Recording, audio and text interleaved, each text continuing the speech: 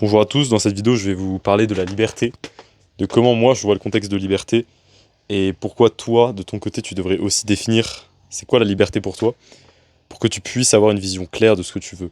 Puisque, à mon sens, chaque être vivant, chaque cellule qui peuple cet univers cherche la liberté. Donc déjà, pour définir la liberté, pour moi c'est la liberté, donc je vais pas utiliser la liberté pour définir la liberté. La liberté, c'est pouvoir tout faire quand on veut, sans limite de temps. C'est-à-dire, je veux faire ça sans qu'il y a, je sais pas, quelconque chose qui m'empêche de le faire à l'infini. Bon, tu auras toujours la limite du temps, tu auras toujours la limite des lois physiques, hein. Ça ne change pas. Mais en tout cas, dans la limite du raisonnable, le but c'est de pouvoir faire tout et n'importe quand, dans n'importe quelle temporalité. Pour moi, c'est ça la liberté. Cette liberté, elle est peut-être idyllique, c'est vrai, parce que je ne l'ai pas encore atteint pour moi, même si on verra dans cette vidéo qu'il y a quand même une petite nuance. Mais certes, c'est idyllique, mais pour moi, ça reste un objectif. Et d'ailleurs, si chaque jour, je me lève le matin et je me prive de certaines libertés, c'est pour potentiellement atteindre cette liberté un jour. Mais il y a une petite subtilité, c'est pour ça que cette vidéo est intéressante.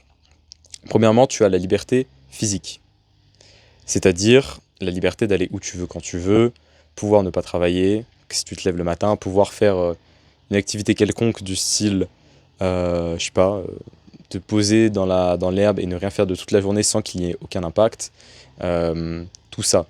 Pour avoir cette liberté physique, premièrement, il faut être en bonne santé. C'est-à-dire, ne pas être limité à manger qu'un certain groupe d'aliments, ne pas être limité à devoir avoir une hygiène super stricte pour pouvoir être en bonne santé, ne pas être limité par des soucis digestifs qui t'empêchent de faire ce que tu veux. Puisque la liberté, c'est aussi être tranquille dans les ressentis, c'est-à-dire ne rien ressentir si tu veux ne rien ressentir. Et pour avoir ce choix-là, il faut être dans une parfaite santé. Donc ça, c'est la première étape. C'est être en la parfaite santé. Je pense que si tu me regardes, c'est déjà comment il faut être en bonne santé, hein. Sur Instagram, je parle beaucoup de santé. Globalement, c'est bien manger, bien dormir, s'exposer au soleil, ne pas être stressé, avoir des bonnes relations sociales. Ensuite, c'est avoir une accumulation de ressources conséquentes. Pour te déplacer n'importe où, il faut que tu aies un tel niveau de ressources que tu peux cramer un maximum d'argent ou de ressources sans pour autant le lendemain devoir travailler pour, on va dire, rééquilibrer ce que tu as perdu. Pour moi, dans notre quotidien actuel, si tu vis en Europe, l'idéal c'est d'atteindre à peu près atteindre 10 millions de patrimoine, hein. Donc dans les actions, dans l'investissement, etc., c'est pas 10 millions sur le compte en banque, sur ton compte courant. Mais grosso modo, c'est atteindre 10 millions. Et une fois que tu as 10 millions, je pense que la liberté financière, elle est là. Tu n'as plus besoin de travailler. Surtout que quand tu as 10 millions d'euros et que tu sais un minimum bien les placer, en fait, ils travaillent pour toi. Donc tu as peut-être un apport de quelques milliers d'euros par mois qui te suffit à vivre largement. Donc pour moi, c'est ça. La troisième liberté physique, c'est être autonome sur le maximum de choses. C'est-à-dire, si tu veux te payer de la bouffe, tu ne dois pas dépendre d'un service qui te fait livrer la bouffe, même si c'est livré par hélicoptère dans les montagnes de l'Himalaya. Être autonome dans le maximum de choses dans ton environnement de vie, le plus important. Après, si tu vas en expédition quelque part, normal, tu dépends de certaines choses. Et ça, c'est totalement normal. Le but, c'est que dans ton environnement à toi, tu aies un maximum d'autonomie. Après, peut-être que tu n'as pas envie d'être dans un endroit fixe. Et ça aussi, c'est la notion de liberté de chacun. Chacun a son objectif final. Mais je pense que tout le monde tend plus ou moins vers la même chose, c'est-à-dire liberté de la santé, de l'argent et de tout ça. Troisièmement, du coup, oui, je parlais de liberté aussi dans l'autonomie. C'est-à-dire, si tu as la chance d'avoir ça, en général, quand tu as amassé 10 millions, tu peux t'acheter une maison qui est autonome, équipée, etc., sans que ça te demande beaucoup de travail. Faire tes propres produits, c'est par exemple comme moi, tu aimes bien les produits laitiers, avoir tes propres animaux qui produisent du lait, tes brebis, tes chèvres, tes vaches.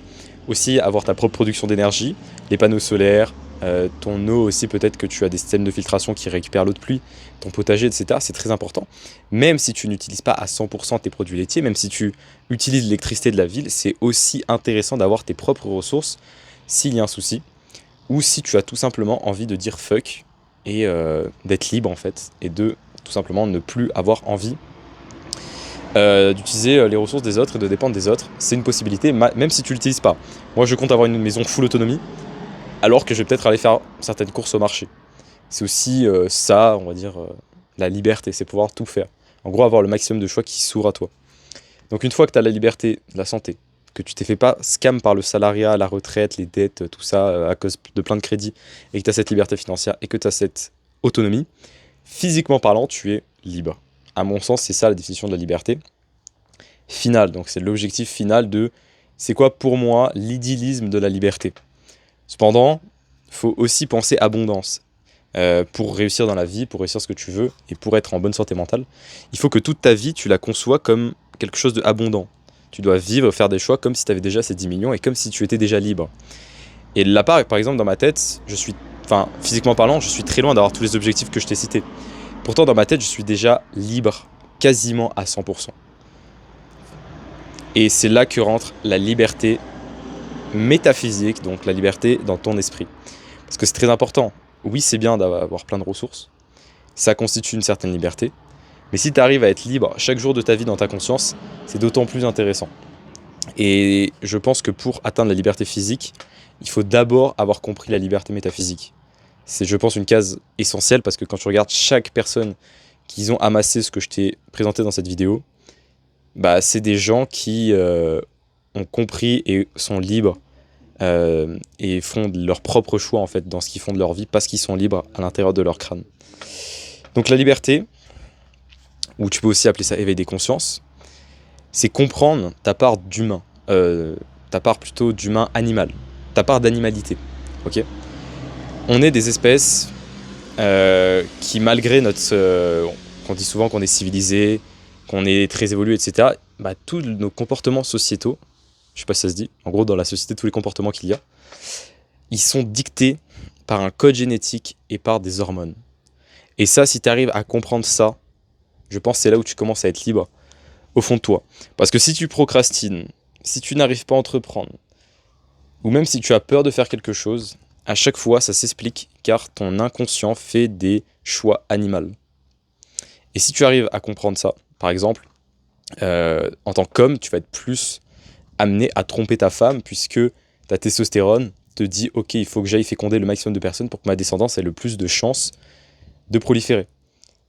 Soit, si tu as envie que ta vie soit ça, par exemple moi, j'ai pas envie que ma vie soit ça, donc je prends conscience de ces pulsions naturelles, j'en ai conscience, et quand ça arrive, je me dis ok, ça c'est une pulsion naturelle, bah je n'ai en aucun cas envie de faire ça. Et comme j'ai envie d'être libre sur mes choix, je n'ai pas envie d'être dicté par un code génétique, il faut que j'en ai conscience. Parce que si j'en ai pas conscience, comme la plupart des hommes, bah tu vas tromper ta femme. Ça c'est un exemple parmi tant d'autres. Si par exemple tu as peur d'entreprendre, tu as peur de faire ci ou quoi que ce soit, c'est aussi parce que ta part d'animal te dit ok, bah là je suis dans un certain confort, même s'il est illusoire, pourquoi j'irai dans un inconfort, pourquoi je testerai de faire, pourquoi je prendrai des risques en fait. Et tous les entrepreneurs, ils réussissent parce que justement, ils ont été au-delà de leur instinct animal et ils se sont dit ok, je prends des risques, j'en ai rien à foutre en fait. J'en ai conscience que mentalement c'est compliqué, mais je veux prendre des risques. Et une fois que tu as compris ce principe-là de liberté mentale et que tu couples ça à la liberté physique, mais qui est surtout la conséquence de la liberté mentale, tu es tout simplement trop fort et tu n'as plus aucune chaîne qui te retient pour transcender dans ce que tu veux dans la vie. Et d'ailleurs, par expérience, je dirais que ce qui te limite le plus, c'est ta liberté mentale. Parce que tu peux tellement te détruire la vie juste en t'enfermant dans des mécanismes mentaux. Et là, je n'ai pas la liberté physique ultime que je t'ai présentée précédemment.